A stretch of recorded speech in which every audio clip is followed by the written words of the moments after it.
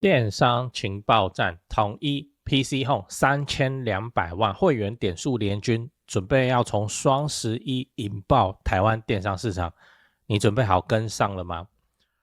嗨，我是电商 Tony 陈。电商情报站这个系列，我会比较深入的分析台湾电商市场，来聊一下我所看到的产业变化或未来可能的发展。然后我的预测蛮准的哦，很值得参考。这样你可以去考古我的影片。如果你在虾皮、Momo、酷鹏、PC Home 已经卖得不错，恭喜你，代表你的产品已经受到大众的肯定。但是只靠通路平台，流量和名单永远不属于你，只要离开通路平台，什么都带不走。所以，如果你想要在网上登一个台阶的话，要做的事就是让自己成为品牌的经营者。使用 Cyberbiz 建立品牌官网，就好像盖一个自己的虚拟总部，可以把所有的通路都整合在一起。不管客户从通路平台来，从门市来，从广告来，最后都可以导到官方购物网站，成为品牌的会员。之后你再透过像是 LINE 官方账号啊、投广告啊、发电子报等等的再行销技法，就可以来吸引这些会员持续回购。这也是为什么很多成功的品牌都一定会有自己的官网，而 Cyberbiz 帮你一次整合官网、POS 的会员系统，让你不用烦恼技术问题，就能升级营运实力。如果你已经准备好要走下一步，点击下方链接，免费试用30天。体验建立品牌官网的强大之处。上一集我们聊了 Seven 要推出智取柜，它背后的策略跟计划。那我们这次来讲统一的第2步棋，统一发动跨通路折抵点数。先讲一下这一集为什么重要。统一终于揭开了它的战略布局。老实讲蛮厉害的，它打出了跟 Momo 不一样的战术操作。而且这套机制不管是虾皮还是酷鹏都没有办法在短时间之内复制，就太困难了。果然统一里面还是有高手的，虽然我们只是在旁边看戏但是这出戏真的是蛮精彩的。影片看到最后，我会预测说统一要怎么打这场战。那我们先讲一个新闻，标题我念一下 ：PC Home 携手统一，电商会员点数跨通路折抵。但内容是这样，就 PC Home 24小时购物宣布双11要来了，并且看好点数会员的庞大商机。他们与统一集团 Open Point 深度整合，开通了 Open Point 点数折抵的服务，就你可以在 PC Home 买东西的时候用你的 Open Point 去折这样。那我们也搞懂了统一的如意算盘到底是什么。那就统一去年不是入股 PC Home 嘛，然后取得了2席董事嘛，然后就各种揣测。但是接下来这几个月，统一结果都没有什么大动作，好像当初入股是买好玩的这样。那现在终于揭晓了他打的就是点数生态圈的生意。我们就来分析一下统一这一套连招到底是想要做到什么事情。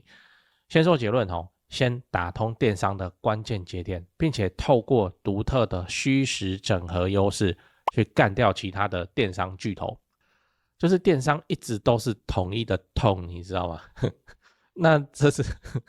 反正你知道它的历史，你就会有跟我一样的感受。那这次他终于找到了一个有可能可以一劳永逸的做法。细节我等一下讲。那先帮你补充一下背景知识。统一名下的电商相关企业有哪些？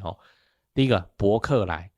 博客来超早的博客来是统一在2000年就收购的那时候的博客来可是被统一寄予厚望的，因为博客来网络书店这样做得很好，你要线上买书一定都是去博客来买。然后统一想要涉足的是非书籍的领域，就在2011年的1月正式的把博客来网络书店改名为博客来，并且开始卖一些生活用品之类的。那成效怎样你就知道了，就不怎么样。大家还是跑到博客来上去买书，然后生活用品有的没的跑去Momo买这样。博客来最近还开了实体书店在统一 Dream Plaza 里头，然后又被人家讲说你怎么长得跟成品这么像。所以对统一来说，博客来的位置是有点尴尬的。就我是统一呢，我零售龙头呢结果电商这么大一块零售的蛋糕，我就只能吃到书籍这种客单价便宜的东西。我讲书籍便宜是相对来说因为书籍一本就300到500块这个电商随便一个什么沐浴乳、洗发精就有了，然后沐浴乳怎样还可以回购，你那个书籍有人在回购什么？然后统一一开实体书店又被人家笑，不如去逛成品怎样有的没的。所以我自己猜测统一是应该已经放弃了靠博客来打通电商市场的这个策略。博客来这个自己家儿子做20年养20年就做不起来所以只能怎样找别人家的强者来帮忙那我们接着讲第二个电商相关企业，就是康是美官方网购 eShop， 这没什么好讲，就是康是美的那第三个电商相关企业家乐福线上购物就一样家乐福的，然后这重点是后面这个第四个 iOpenMall 统一自营的电商平台。你现在会去那边买东西吗？还好吧可是应该未来你会越来越频繁的去使用它。iOpenMall 平台在2023年推出的时候，对标的是谁？虾皮如果你是小卖家的话你就可以来这边上架商品这样那第五个平台就是雅虎台湾电商2024年9月由统一买下雅虎台湾电商 80% 的股权，所以雅虎拍卖就变成统一的形状了第六个 PC Home。 在讲 PC Home 之前我先补充一个背景知识给你，就我们刚才提到的5个统一关系企业里头，除了 iOpenMall 以外，其他都已经在2024年的12月整并在什么地方？整并在 UniOpen 这个大平台底下了。你看我划线的地方，大型电商平台 UniOpen 包括统一超的 i 预购、博客来、康是美、家乐福及雅虎购物等等，组成电商大舰队，目标扩大营运，剑指富邦美、某那这篇新闻发出来的时间是2024年的12月18号，直到今年的10月1号才宣布跟 PC Home 做战略的合作。所以统一其实布局很久，他等很久，你知道那统一跟 PC Home 的合作是从2024年的10月统一认购 PC Home 30% 的股权，然后成为最大的法人股东开始，也就是我们一开始提到的新闻。PC Home 携手统一电商会员点数跨通路折抵，对统一来说就不是单纯的企业合作案，而是他发动电商大战的最后一块拼图真的都会寄予厚望的。那再来你要知道统一会怎么打这场仗接下来我们就来讲统一的打法。当然以下都是我的推测啦你就听听就好。我先讲一个最粗浅的版本然后再讲进阶的版本。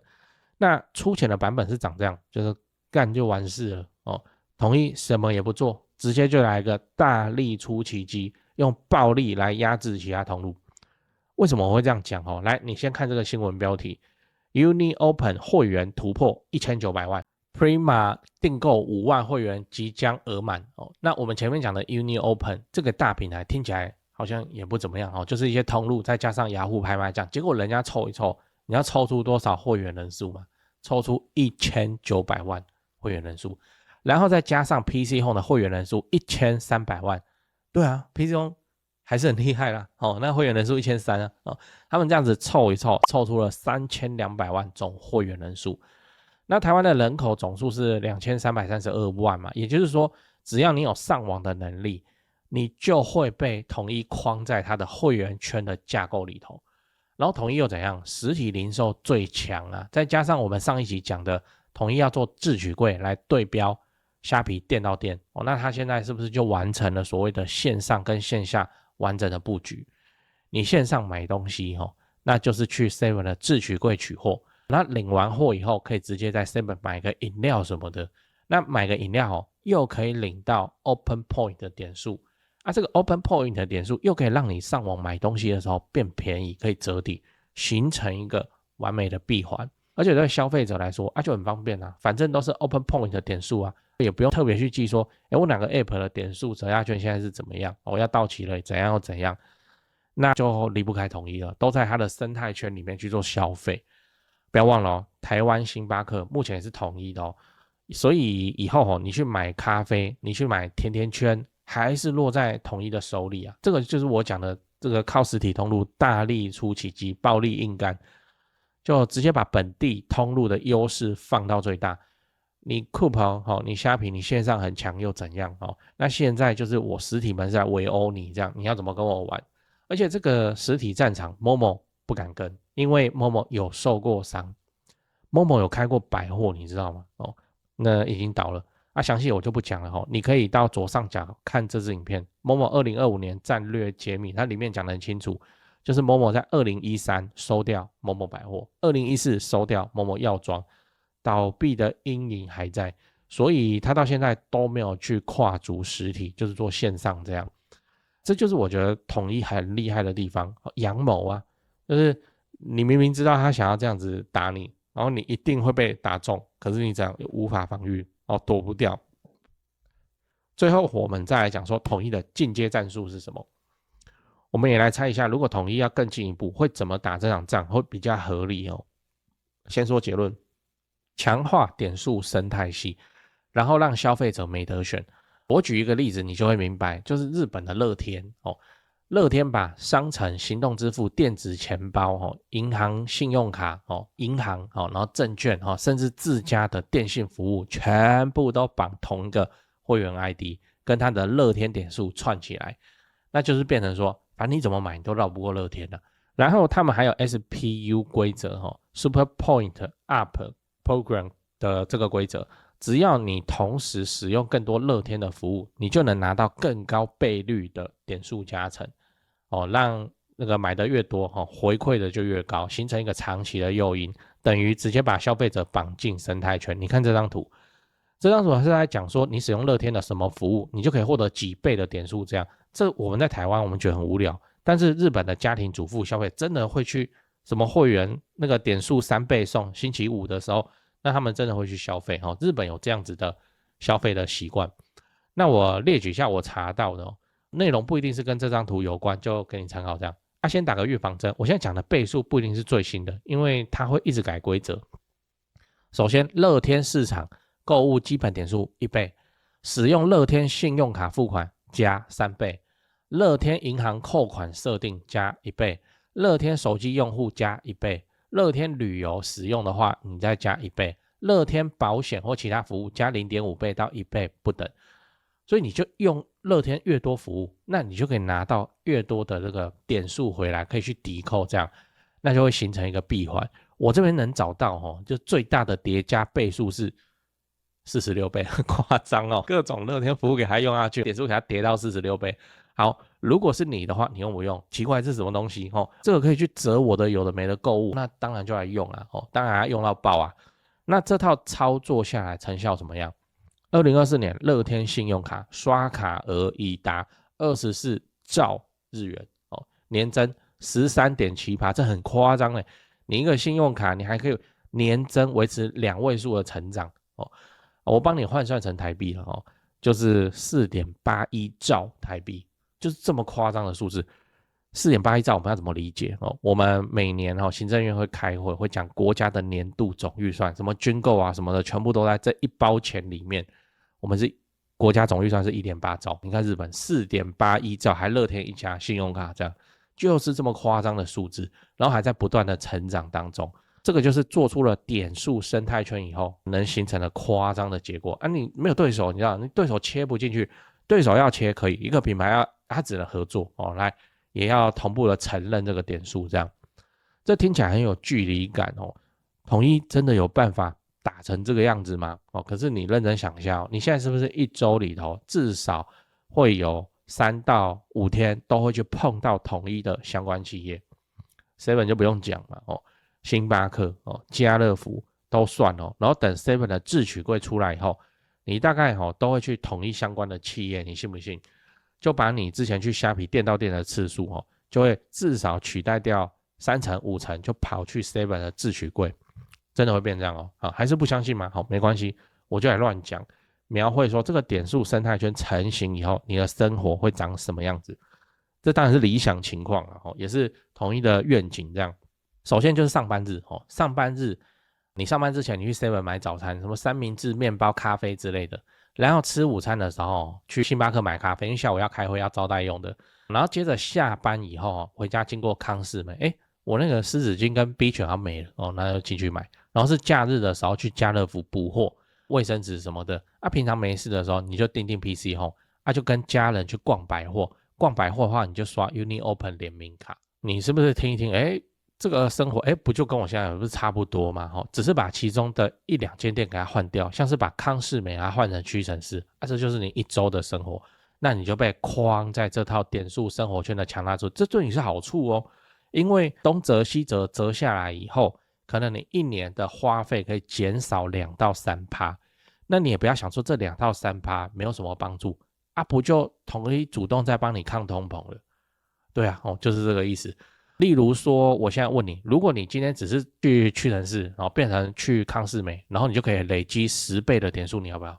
对啊，是我要，我就会上了。好，那你说你附近没有康士美那没差，但是康士美的商品现在可以线上买，那你一样到 UniOpen 这边去买就好，给你10倍点数，然后就在你家巷口 7自取柜取货，因为这个是自取柜嘛，你24小时你都可以拿货。好，请问这个时候你还会坚持要去买屈臣氏吗？我跟你说，大部分的人都不会，因为牌子都一样商品的牌子都一样，这个康士美有卖，屈臣氏也有卖，这样。那既然商品都一样品质都一样，消费者就是哪边便宜往哪边去，所以就会产生一大票的消费者就会自愿来这套系统被绑住，这样。我讲绑住不好听就是被框住，反正我有我就用就这样。像虾皮它出了虾币，我在虾皮买可以有虾币，下次买可以折抵，那我就一直买一直买就是这样，这是很自然而然的事情。好，此时我问你，如果你是Coupon或虾皮的台湾区负责人，你要怎么防御这个机制你一个电商平台，你都做线上的，你要怎么跟消费者的实体消费行为去做对抗？我老实说要做到这种程度超高难度，因为怎样？统一目前还没有大到说可以垄断市场，它不像日本乐天那种巨头你离开乐天以后，你可能领钱都会有问题因为你的钱就是存在乐天银行。统一是还没有强大到这样，那目前我们生活中方方面面就会跟统一集团消费了。例如说我乱讲这真的是乱讲，那搞不好哪天韩国突然把 LINE 卖给统一，好，这个时候你就完全离不开了。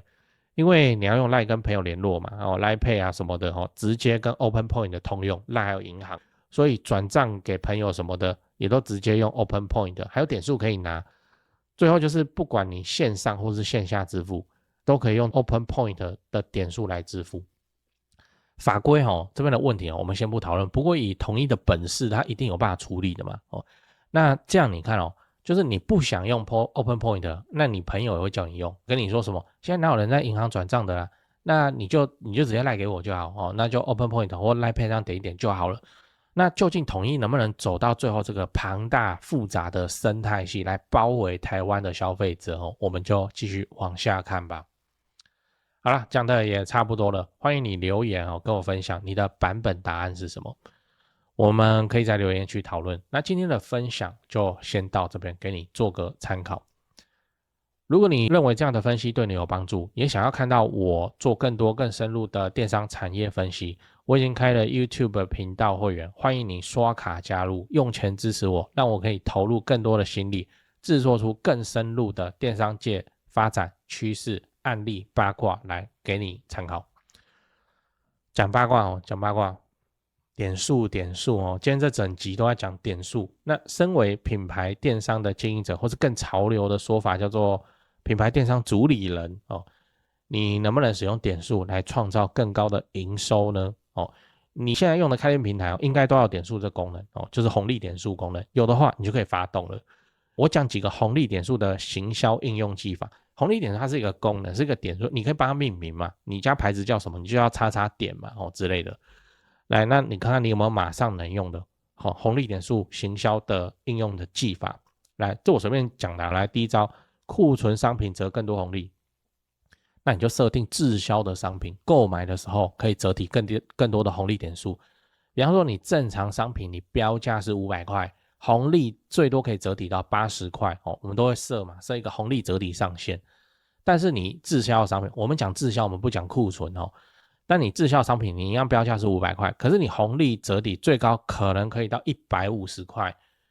那尝试看看用红利点数来把滞销商品给它卖掉。我们讲说高额红利折抵专区限时7天，你不要讲那种清库存专区，库存这2个字被消费者看到他就不高兴。为什么？因为他就觉得那是人家挑剩，然后你现在塞给我，这样我们就叫做高额红利折抵专区限时7天，这不是好听很多吗？来促进消费者进来挑挑看、选选看的动机。这不用白不用，你就是设定而已，你哪有什么成本哦？来第二招，红利到期提醒，这个就是系统自动化这边哦。红利点数啊，它都应该要有一个落日期限，就是效期啦。然后一个人身上的红利点数组成是复杂的，他可能拿到什么新注册会员100点红利，他有可能消费又拿到了37点回馈红利，他有可能然后这每一笔红利效期都不一样就是这样。红利点数啊都应该要有一个落日期限，那系统就可以怎样自动的去提醒红利点数快要到期的人，是自动化的哦。消费者距离上次购买他超过一段时间他早就都忘记你了，可是啊他的红利是不是快到期，你就可以设定说这个红利到期自动提醒前几天这样，前3天前7天都可以。每个人的多笔红利到期时间都不一样，你人工绝对是没有办法去做到一笔一笔通知的，那系统就可以，系统就可以自动帮你去提醒每一位红利点数快要到期的消费者，那你就有机会用超低的通知成本。你可能是 LINE 啊，用 LINE 通知啊，你可能是用 email 通知啊，你可能是用简讯通知啊，那他看到说我还有红利不然也用一下好了100个消费者里头只要有2-3张订单这样回流，那你就赚钱了，因为你通知的成本超低，你知道不用白不用。第3招生日红利就是看你系统上有没有这个功能啊，Cyberbiz 是有，就是生日发红利给他，当月都可以使用，他就有机会回来逛逛买卖，一样是自动化的。设定好以后会员注册的时候他会填生日嘛，那就会自动发放，然后通知他赶快本月使用。这个跟第2点又是绑在一起的那个生日点数也是本月效期而已